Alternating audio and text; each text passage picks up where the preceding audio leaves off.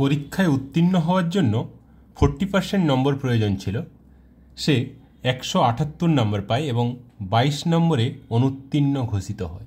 পরীক্ষার মোট নাম্বার কত? দেখো 40% নাম্বার পেলে 40% হচ্ছে পাস মার্কস, তো 178 পেয়েছে এবং পাস মার্কস থেকে 22 নম্বর কম পেয়েছে, সেই জন্য বলা হয়েছে 22 নম্বরে অনুত্তীর্ণ হয়েছে। মানে পাস মার্কস থেকে 22 নম্বর কম পেয়েছে 178 পাওয়ার জন্য। তার মানে পাস মার্ক কত? 178 প্লাস 22, দ্যাট ইজ 178 প্লাস 22 মানে 200। আর এখানে দেখো পাস মার্ক কত দেওয়া আছে? 40%। তার মানে এই 40% ইকুয়ালস টু 200। 40% ইকুয়ালস টু 200 হলে 100% বের করলে আমরা পরীক্ষার মোট নম্বর পেয়ে যাব। 100% ইকুয়ালস টু কত হয়ে যাবে? 40-এর 5 গুণ, তাহলে 100-এর সাথে 5 গুণ করে দাও। 40-এর 5 গুণ হচ্ছে তো 200। ডাইরেক্ট করার জন্য আমরা, নইলে আমাকে 200/40 গুণিত 100 এইভাবে করতে হতো, কিন্তু আমি যখন দেখে বুঝতে পারছি 40-এর 5 গুণ 200, তাহলে 100-র সাথেও 5 গুণ করে দিলে আমি অ্যান্সার পেয়ে যাব 500। অপশান সি হয়ে যাবে অ্যান্সার। নেক্সট দেখো, এক ছাত্র মোট 70% নম্বর পেয়েছে। 4টি বিষয়ের মধ্যে 3টিতে 81%, 66% এবং 61% পেয়েছে। অপর বিষয়ে সে কত শতাংশ নাম্বার পেয়েছে? দেখো টোটাল 70% নাম্বার পেয়েছে, 4টি বিষয় রয়েছে, আমি ধরে নিচ্ছি প্রত্যেকটাই 100 মার্কের পরীক্ষা হয়েছে, তাহলে 4টা বিষয়ে সে 4 গুণিত 70, দ্যাট ইজ 280 মার্কস পেয়েছে, যেহেতু প্রত্যেকটাই 100 মার্কের পরীক্ষা ছিল। এবং বাকি 3টায়, একটাই 81 পেয়েছে, একটাই 66 পেয়েছে, একটাই 61 পেয়েছে। আমি ধরে রেখেছি যে প্রত্যেকটা 100 মার্কের পরীক্ষা হয়েছে, তাহলে 81 প্লাস 66 প্লাস 61, বাকি 3টায় তার টোটাল মার্কস কত হচ্ছে? 8 6 14 6 208। তাহলে টোটাল সে পেয়েছে 280, আর এই 3টেই পেয়েছে 208। তাহলে অপর বিষয়ে সে কত পেয়েছে? 280 মাইনাস 208 করলে অ্যান্সার পেয়ে যাব। 280 থেকে 208 বিয়োগ করলে কত হচ্ছে? 72। ওটাই হয়ে যাবে অ্যান্সার। এটাও দেখো 100-র মধ্যে অপর মার্কসটা, অপর বিষয়টা, তাহলে 72% হয়ে যাবে অ্যান্সার। অপশান ডি হয়ে যাবে অ্যান্সার। এই টাইপের যখন থাকবে 100 ধরে নেবে, তাহলে ইজিলি হয়ে যাবে। নেক্সট কি বলেছে দেখো, কোনো পরীক্ষায় 900 জন মেয়ে এবং 1100 জন ছেলে বসেছিল। এদের মধ্যে 40% মেয়ে এবং 50% ছেলে উত্তীর্ণ হয়েছে। মোট কত শতাংশ বিদ্যার্থী অনুত্তীর্ণ হয়েছে? এখানে উত্তীর্ণ, এখানে অনুত্তীর্ণ, দুভাবে করা যায়। আগে 900 জন মেয়ের মধ্যে 40% পাস করেছে, আমি পাস বের করে নিয়ে তারপরে বিয়োগ করতে পারি। আবার 40% যদি পাস করে, তাহলে কত পার্সেন্ট ফেল করেছে? 60%।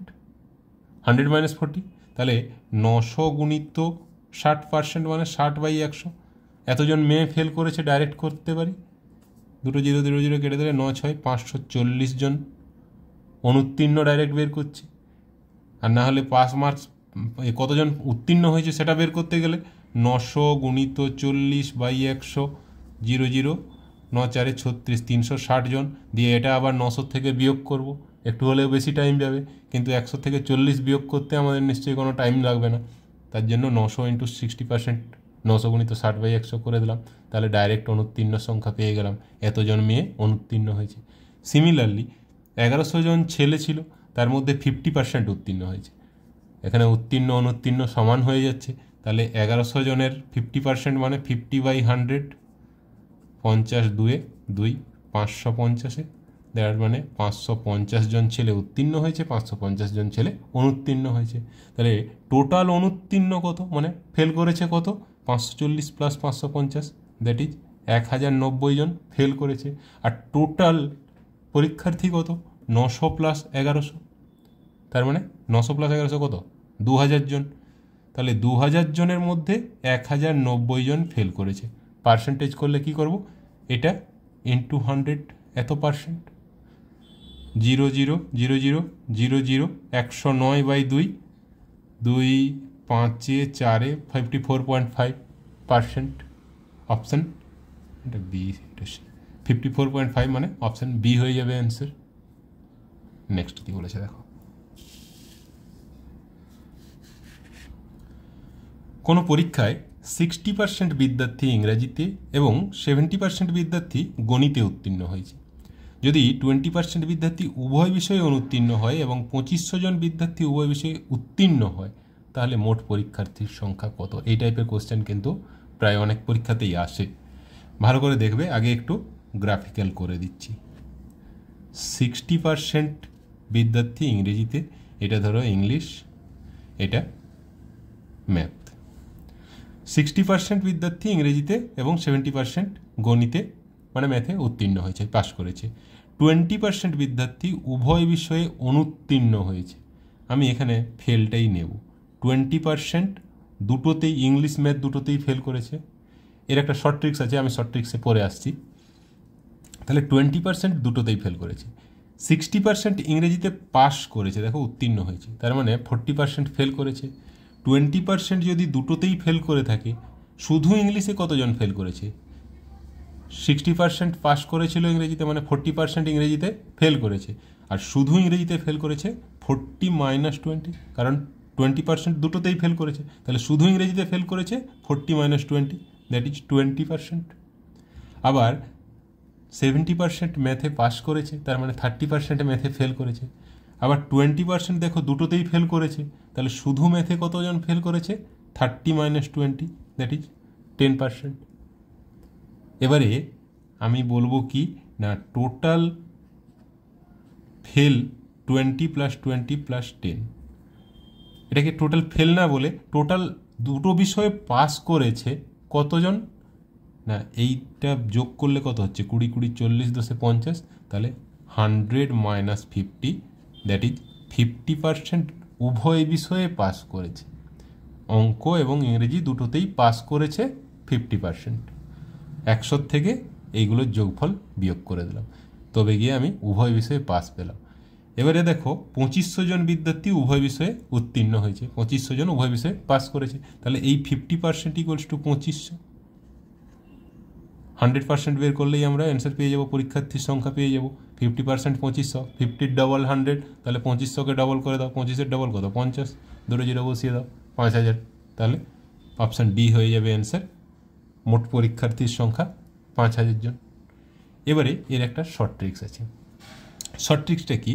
দেখো, আমার এখানে পাস দেওয়া আছে, এখানে পাস দেওয়া আছে, আর এখানে ফেল দেওয়া আছে। আমার ফার্স্ট কাজ হচ্ছে এটা ফেলগুলো বের করা। 40% শুধু ইংরেজিতে ফেল করেছে, 30% ম্যাথে ফেল করেছে, আর দুটোতেই ফেল করেছে 20%। তাহলে 100, এবং এটা ফেলগুলো আগে বের করে নিলাম, তবে আমি উভয় বিষয়ে পাস কতজন করেছে সেটার শর্ট ট্রিক্স দেখো। 100 মাইনাস ইংলিশের ফেল প্লাস ম্যাথের ফেল, 30 মাইনাস উভয় বিষয়ের ফেল, এটা ইকুয়ালস টু এটা কি পেলাম না, উভয় বিষয়ে পাস, উভয় বিষয়ে উত্তীর্ণ বা পাস লিখে দিচ্ছি, ইকুয়ালস টু 100 মাইনাস অফ ম্যাথের ফেল, ইংলিশের ফেল প্লাস ম্যাথের ফেল মাইনাস বোথ সাবজেক্টের ফেল, উভয় বিষয়ের ফেল। তাহলে 40 30 70 মাইনাস 20 50, দেখো এখানেও 50 এসেছিল, 100 থেকে 50 বিয়োগ করলে কত হচ্ছে? 50। তাহলে এত পার্সেন্ট উভয় বিষয়ে পাস করেছে। তো 50% = 2500 হলে 100% = কত বের করেছি আমরা আগে। কি করবে আবার বলছি, উভয় বিষয়ে পাস যখন বের করতে হবে 100 মাইনাস ম্যাথ, ইংলিশের ফেল 40, এখানে যা সাবজেক্ট থাকুক, দুটো সাবজেক্ট থাকলো, এটা ইংলিশের ফেল প্লাস ইংলিশে ফেল, হ্যাঁ, প্লাস ম্যাথের ফেল 30 মাইনাস বোথ সাবজেক্টের ফেল। এটা করলে আমরা উভয় বিষয়ে পাস পাবো, কি বোথ সাবজেক্টে পাস, এত পার্সেন্ট। তারপরে যা চাইবে, এখানে টোটাল পরীক্ষার্থী চেয়েছে, এটা যদি 50% এসছে, এটা অন্য কিছুও আসতে পারতো, 30% আসতে পারতো, 100% আসতে পারতো, কিছুই আসতে পারতো। মোট পরীক্ষার্থী চাইলে 100% বের করলেই আমরা অ্যান্সার পেয়ে যাব। নেক্সট দেখো, একই ধরনের আরেকটা অঙ্ক এসছে। একটি পরীক্ষায় 42% পরীক্ষার্থী গণিতে এবং 52% পরীক্ষার্থী ইংরেজিতে অনুত্তীর্ণ হয়। এখানে দুটো ফেল দেওয়া আছে এবং 17% পরীক্ষার্থী উভয় বিষয়ে অনুত্তীর্ণ, মানে দুটোই ফেল আছে। এখানে ইন্ডিভিজুয়ালও ফেল আছে এবং উভয় বিষয়েও ফেল আছে। তাহলে উভয় বিষয়ে 46 জন পরীক্ষার্থী উত্তীর্ণ হয়েছে। তাহলে মোট পরীক্ষার্থীর সংখ্যা কত? দেখো আগের মতোই আমি আর করছি না, ডাইরেক্ট শর্ট ট্রিক্সে চলে আসছি। 100 মাইনাস গণিতে ফেল কত? 42 প্লাস ইংরেজিতে ফেল 52 মাইনাস বোথ সাবজেক্টে ফেল 17। তাহলে এত পার্সেন্ট আমার বোথ সাবজেক্টে পাস করেছে, উভয় বিষয়ে পাস। উভয় পাস লিখে দিচ্ছি। আমার হ্যান্ডরাইটিং দারুণ হ্যান্ডরাইটিং, একটু কষ্ট করে বুঝে নিও। তো উভয় বিষয়ে পাস কত পেলাম? তাহলে 100 মাইনাস 42 প্লাস 52, 94 মাইনাস 17 মানে 77। 100 মাইনাস 77 এত পার্সেন্ট, দ্যাট ইজ 23%। এটা ইকুয়ালস টু দেওয়া আছে কত? 46। 23% ইকুয়ালস টু যদি 46 হয়, মোট পরীক্ষার্থী মানে 100% বের করতে হবে। 100% ইকুয়ালস টু কত? 23-এর 2 গুণ 46, তাহলে 100-র 2 গুণ করে দাও 200। অপশান সি হয়ে যাবে অ্যান্সার। এই ধরনের কারো কোনো প্রবলেমে যদি আটকে যাও অবশ্যই কমেন্টে জানাবে, আমি চেষ্টা করব সলভ করে দেওয়ার। কোনো কক্ষে 72% বিদ্যার্থী জীববিজ্ঞান এবং 44% বিদ্যার্থী গণিত নিয়েছে। যদি প্রত্যেক বিদ্যার্থী জীববিজ্ঞান এবং গণিত থেকে কমপক্ষে একটি বিষয় বেছে নিত এবং 40 জন বিদ্যার্থী উভয় বিষয় নিত, তাহলে কক্ষে মোট কত বিদ্যার্থী আছে? দেখো 72% জীববিজ্ঞান নিয়েছে, 44% গণিত নিয়েছে।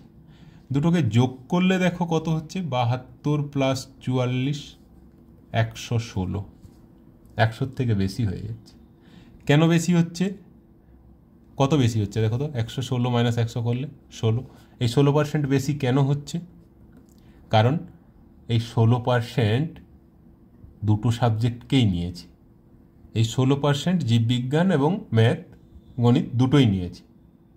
তাহলে এই 16% ইকুয়ালস টু হচ্ছে 40, যারা দুটো সাবজেক্টই নিয়েছে, উভয় বিষয় নিয়েছে। তাহলে 16% ইকুয়ালস টু যদি 40 হয়, আমার কি চেয়েছি? মোট বিদ্যার্থী। মোট বিদ্যার্থী মানে কত? 100%। তাহলে 100% ইকুয়ালস টু কত? এখন 16-এর কত গুণ হচ্ছে ডাইরেক্ট আসছে না, আমি একটু কাটাকাটি করে নেব। 40/16 গুণিত 100। 4 4-এ 4 10-এ 4 25-এ 25 10-এ কত? 250। তাহলে মোট বিদ্যার্থী 250 জন। অপশান বি হয়ে যাবে অ্যান্সার। এরপরে কি বলছে দেখো, একটি শ্রেণীকক্ষে 3টি বিভাগে যথাক্রমে 40, 50 এবং 60 জন ছাত্র আছে, যার মধ্যে যথাক্রমে 10%, 20% এবং 10% ছাত্র উত্তীর্ণ হয়েছে। বাহ, উত্তীর্ণ পাস অনেক বেশি। পুরো শ্রেণীকক্ষে মোট কত শতাংশ ছাত্র উত্তীর্ণ হয়েছে? দেখো যে বিভাগটায় 40 জন আছে তার 10% পাস করেছে, তাহলে 40 জনের 10% মানে কত? 4 জন পাস করেছে। যে বিভাগে 50 জন আছে তার 20% পাস করেছে, 50-এর 20% মানে কত? 10 জন পাস করেছে। আর যে বিভাগে 60 জন আছে তার 10% পাস করেছে, 60 জনের 10% মানে 6 জন। তাহলে টোটাল পাস করেছে কত? 4 প্লাস 10 প্লাস 6, দ্যাট ইজ 20 জন। আর টোটাল ছাত্র কত? 40 প্লাস 50 প্লাস 60, 150 জন। তাহলে 20 জন পাস করেছে 150 জনের মধ্যে, তাহলে পার্সেন্টেজ করলে 20/150 গুণিত 100, এত পার্সেন্ট পাস করেছে।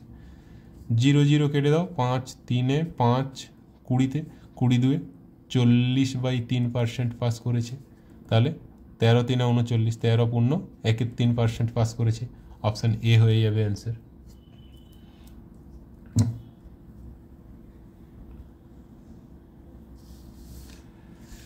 দেখো নেক্সট যে অঙ্কটা, এই টাইপের অঙ্কগুলো তোমরা মোটামুটি সবাই পারবে, তাও এসছে যখন করিয়ে নিচ্ছি।